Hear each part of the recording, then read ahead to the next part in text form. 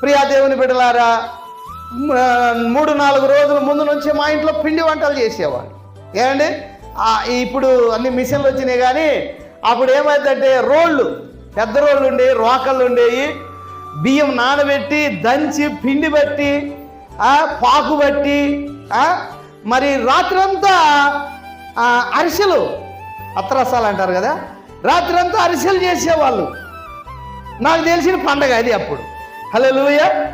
కాబట్టి అరిసెలు చేసేవాళ్ళు. తర్వాత చెక్కలాలు కదా, చెక్కలాలు శనగపిండి ఆ బియ్యం ఆడించుకొచ్చి అవి ఉంటాయి ఒత్తేటి, అట్లా పెట్టి రాత్రంతా చెక్కలాలు చేసేవాళ్ళు.